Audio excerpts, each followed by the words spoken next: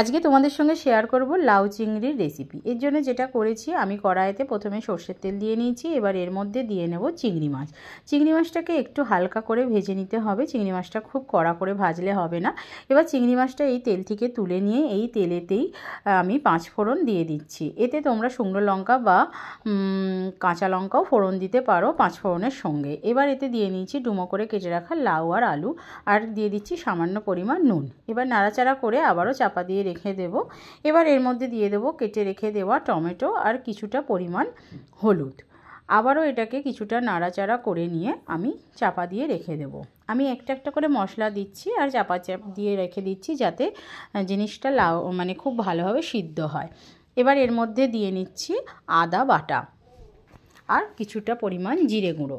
লাউ চিংড়িতে জিরে গুঁড়োর পরিমাণ বেশি দিলে খেতে খুব সুন্দর লাগে। এটা আবারও নাড়াচাড়া করে আমি চাপা দিয়ে রেখে দিলাম।